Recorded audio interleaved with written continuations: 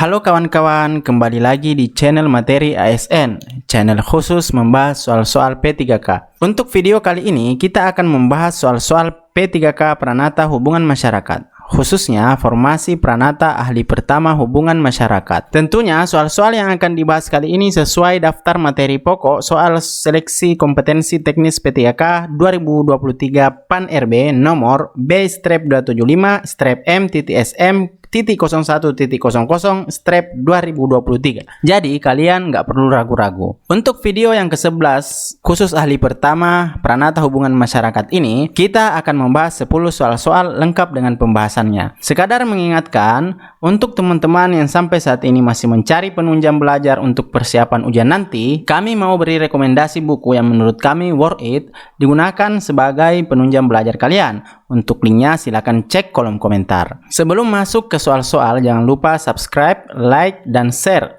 sebagai bentuk support kalian untuk channel ini. Nomor 1. Bagi media Indonesia, pemberitaan terkait negara Suriname lebih menarik diberitakan ketimbang negara tetangganya, yaitu Guyana dan French Guyana. Hal ini karena Suriname memiliki salah satu nilai berita yang tak dimiliki oleh negara tetangganya. News value atau nilai berita yang dimaksud adalah A. Magnitude, B. Significance, C. Timelines, D. Proximity, E. Prominence. Jawaban yang paling tepat adalah D, yaitu proximity. Negara Suriname lebih memiliki kedekatan secara psikologis dengan Indonesia karena banyak warga negara keturunan Jawa yang menetap dan turun-temurun di negara yang berada di benua Amerika ini. Bahkan, meski bahasa nasional mereka adalah Belanda, namun bahasa Jawa hingga kini tetap menjadi bahasa sehari-hari mereka. Adapun proximity merupakan salah satu nilai berita atau news value yang artinya kedekatan. Kedekatan di sini bisa karena dekat secara geografis maupun secara psikologis. Kedekatan psikologis biasanya dilatar belakangi oleh keterikatan budaya atau kultur, pikiran, perasaan, kesukaan, atau kejiwaan seseorang dengan suatu objek peristiwa atau berita. Penting untuk diketahui bahwa ada yang dikatakan nilai berita atau news value. Nah, kriteria nilai berita menurut Khairul Muslimin dalam buku jurnalistik dasar, Jurus Jitu Menulis Berita, Feature, Biografi, Artikel Populer, dan Editorial tahun 2019, ada 10 kriteria nilai berita yang bisa dijadikan acuan untuk menilai apakah sebuah peristiwa layak diliput dan dijadikan berita atau tidak. Yang pertama, penting atau significance. Kriteria penting dalam nilai berita bisa dimaknai sebagai peristiwa penting atau orang penting seperti tokoh publik, pejabat, artis, dan sebagainya. Significance juga bisa menyangkut kepentingan orang banyak. Artinya, peristiwa tersebut punya makna penting bagi masyarakat atau peristiwa tersebut sangat penting untuk diketahui masyarakat. Misalnya, pemberitaan soal wabah penyakit. Yang kedua ialah aktualitas atau timelines. Nilai berita aktualitas artinya kebaruan atau baru saja terjadi. Kata lainnya, tiap peristiwa, kejadian, atau kegiatan yang sedang terjadi langsung disebarluaskan kepada publik. Ada 3 kategori untuk kriteria nilai berita timelines ini. Yang pertama, aktualitas kalender. Contohnya, tiap tanggal 21 April diperingati sebagai Hari Kartini. Pada hari itu, banyak media yang akan memberitakan informasi seputar peringatan Hari Kartini. Yang kedua, yaitu aktualitas waktu. Misalnya, penetapan bulan Ramadan. Pada saat peristiwa ini terjadi, media massa akan meliput dan memberitakan soal penetapan waktu bulan Ramadan. Yang ketiga ialah aktualitas masalah. Contohnya, kasus korupsi. Saat masalah ini terjadi, media massa akan memberitakan hal tersebut kepada masyarakat. Nilai selanjutnya yaitu pengaruh atau magnitude. Artinya, seberapa luaskah pengaruh suatu peristiwa bagi publik atau masyarakat. Misalnya, kenaikan harga sembako. Keempat, kedekatan atau proximity. Nilai berita ini menekankan pada kedekatan peristiwa terhadap masyarakat, baik secara geografis, psikologis, serta ideologis. Kedekatan geografis berarti lokasi kejadian yang dekat dengan masyarakat. Kedekatan psikologis artinya ada keterikatan budaya, pemikiran, perasaan, dan emosional masyarakat terhadap suatu peristiwa. Sementara kedekatan ideologis adalah kedekatan keyakinan atau secara ideologi. Yang kelima, dampak atau akibat. atau impact adalah segala sesuatu yang berdampak luas pada masyarakat. Suatu kejadian atau peristiwa yang tidak berdampak luas bagi kehidupan masyarakat tidak bisa dikatakan berita. Yang keenam adalah ketokohan atau prominence. Nilai berita ketokohan atau prominence ini berkaitan dengan tokoh publik, pejabat, artis, orang terkemuka, dan lainnya. Semua berita yang berhubungan dengan orang terkenal akan punya nilai berita ketokohan. Nah, selanjutnya yang ketujuh adalah konflik. Adalah segala sesuatu yang mengandung unsur pertentangan. Berita yang mengandung konflik atau pertentangan selalu membuat masyarakat tertarik untuk melihat pemberitaan itu. Nah, selanjutnya atau yang kedelapan, ketertarikan manusia atau human interest. Human interest adalah segala sesuatu yang mampu membuat manusia merasa tersentuh. Contohnya, pemberitaan tentang penganiayaan dan perbudakan. Yang kesembilan adalah keluarbiasaan atau unusualness.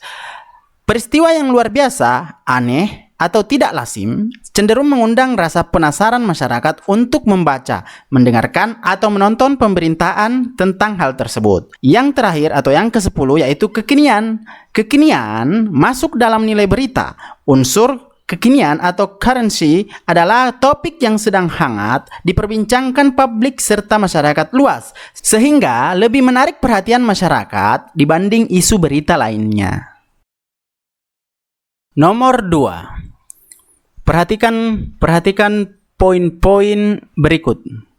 A. Menilai kualitas informasi yang dikomunikasikan kepada sumber-sumber informasi. B. Mengetahui kekuatan, kelemahan, peluang, dan ancaman instansi pemerintah atau SWOT. C. Mengenal sumber-sumber kemacetan atau bottleneck arus informasi dan para penyaring informasi atau gatekeepers. D. Memberikan informasi kepada pemimpin instansi pemerintah sebagai masukan atau input dalam pengambilan putusan. E. Merekomendasikan perubahan dan atau perbaikan yang perlu dilakukan berkaitan dengan sikap, perilaku, praktik-praktik kebiasaan, dan keterampilan yang didasarkan atas hasil analisis audit komunikasi kehumasan. Pertanyaannya, audit komunikasi di instansi pemerintah memiliki tujuan umum dan tujuan khusus.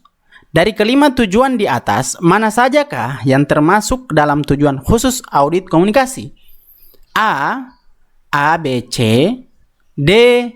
A, C, E. C. B, C, D. D. C, D, E. E. B, C, E. Jawaban yang paling tepat adalah B, yaitu A, C, E. Tujuan khusus audit komunikasi sebagaimana tercantum dalam lampiran Permenpan RB nomor 27 tahun 2011 tentang pedoman umum audit komunikasi di lingkungan instansi pemerintah, yakni 1. Menganalisis kelebihan informasi atau overload information dan atau kekurangan muatan informasi atau underload yang terjadi berkaitan dengan topik-topik, sumber-sumber, dan saluran-saluran komunikasi tertentu. Yang kedua, menilai kualitas informasi yang dikomunikasikan kepada sumber-sumber informasi. Yang ketiga, mengenal jaringan yang aktif operasional tentang desas-desus atau rumor, pesan-pesan sosial, kedinasan, yang kemudian dibandingkan dengan jaringan komunikasi resmi sesuai dengan struktur instansi pemerintah. Yang keempat, mengenal sumber-sumber kemacetan, bottleneck, arus informasi, dan para penyaring informasi atau gatekeepers. Yang terakhir, merekomendasikan perubahan dan atau perbaikan yang perlu dilakukan berkaitan dengan sikap, perilaku, praktik-praktik kebiasaan, dan keterampilan yang didasarkan atas hasil analisis audit komunikasi kehumasan.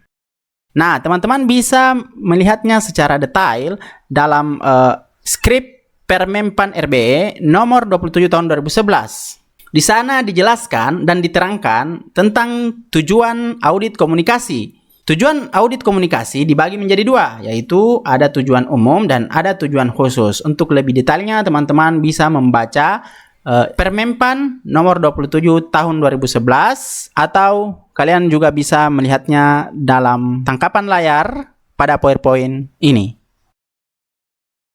Nomor 3. Berikut adalah bermacam-macam pola jaringan komunikasi kecuali A. Pola roda, B. Pola rantai, C. Pola lingkaran, D. Pola X, E. Pola Y. Jawaban yang paling tepat adalah D, yaitu pola X. Di antara 5 opsi pilihan tersebut, hanya pola X yang tidak termasuk pola jaringan komunikasi. Sedangkan opsi pilihan A, B, C, dan E itu termasuk dalam pola jaringan komunikasi. Pola roda atau wheel, yaitu pola jaringan komunikasi yang memiliki pemimpin yang terletak di pusat. Seorang pemimpin dapat berkomunikasi dengan anggota kelompok lain, tetapi anggota kelompok hanya dapat berkomunikasi dengan pemimpinnya saja dan tidak bisa berkomunikasi dengan sesama anggota kelompok. Pemimpin berperan sebagai komunikator dan anggota kelompok berperan sebagai komunikan yang hanya dapat memberi feedback pada pemimpinnya. Pola rantai atau chain, yaitu seorang anggota hanya dapat berkomunikasi kepada seorang anggota lain. Kemudian anggota lain tersebut akan meneruskan informasi ke anggota berikutnya. Orang yang berada di tengah berperan sebagai pemimpin. Pola lingkaran, circle, yaitu setiap anggota dapat berkomunikasi pada setiap 3 tingkatan hierarkinya, tetapi tanpa ada kelanjutan pada tingkatan yang lebih tinggi dan hanya terbatas pada setiap level. Dengan kata lain, tidak ada pemimpin. Pola Y, yaitu pola yang memiliki pemimpin yang jelas, tetapi anggota lainnya berperan sebagai pemimpin kedua. Anggota ini dapat mengirim dan menyampaikan pesan dari 2 orang anggota lainnya, sedangkan ketiga anggota lainnya hanya dengan 1 orang saja. Kira-kira untuk ilustrasi dari pola jaringan komunikasi yang tadi telah dibahas itu, teman-teman bisa lihat pada gambar yang tertera pada video ini.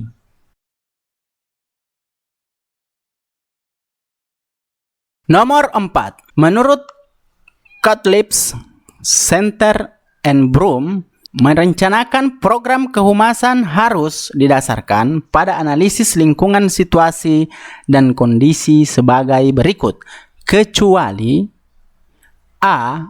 A searching look backward, B. A deep look inside, C. A wide look around, D. A long looks ahead, E. Look deep down inside your heart. Jawaban yang paling tepat adalah E, yaitu look deep down inside your heart.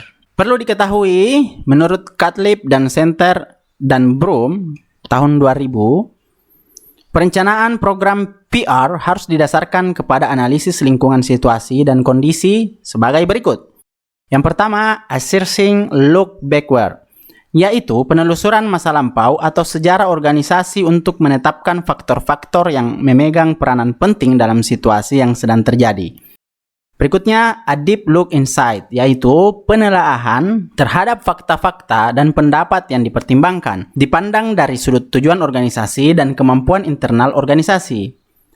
Selanjutnya, a wide look around, yaitu melihat kecenderungan-kecenderungan yang ada pada berbagai aspek, baik itu politik, sosial, dan ekonomi, di sekeliling kita, serta situasi dan kondisi saat ini untuk rencana mendatang. Dan yang terakhir, a long looks ahead, yaitu jauh memandang ke depan. Nah, tujuan dan pelaksanaan program organisasi ditentukan berdasarkan misi organisasi yang cukup realistik dan kemudahan dalam mencapai tujuan. Nomor 5. Yang tidak termasuk komunikasi nonverbal adalah A. Sikap tubuh, B. Perasaan, C. Bergumam, D. Sentuhan atau touching, E. Penampilan fisik. Jawaban yang paling tepat adalah C, yaitu bergumam. Bergumam atau berbicara dengan suara tertahan di dalam mulut termasuk dalam komunikasi verbal. Ada beberapa soal yang keluar yang juga menanyakan soal bergumam, tapi konteks soalnya adalah bergumam kepada diri sendiri. Nah, yang ditanyakan adalah model dari komunikasi tersebut. Nah, model komunikasi bergumam biasanya sangat dekat atau sangat berpotensi kepada diri sendiri. Nah, dan itu masuk dalam model komunikasi intrapersonal. Nah, bukan interpersonal. Kalau interpersonal itu biasanya eksternal, artinya keluar. Sedangkan intrapersonal itu kayak bicara dengan diri sendiri. Bergumam itu lebih cenderung digunakan untuk berbicara dengan diri sendiri. Nomor 6. Perhatikan poin-poin berikut. A. To secure understanding. B. To build relationships. C. To establish acceptance. D. To create brand awareness. E. To motivate action. 3 tujuan strategi komunikasi menurut Erwin Pease, Brent D. Peterson, dan M. Dallas Barnett adalah A, B, dan C, B, C, dan D, C, D, dan E, D, A, C, dan E, B, D, dan E. Jawaban yang paling tepat adalah D, yaitu A, C, dan E.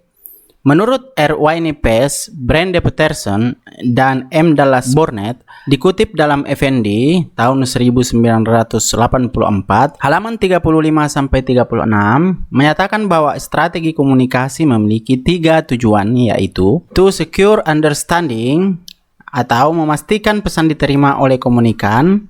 Yang kedua, to establish acceptance, atau membina penerimaan pesan. Dan yang ketiga, to motivate action, yaitu kegiatan yang dimotivasikan.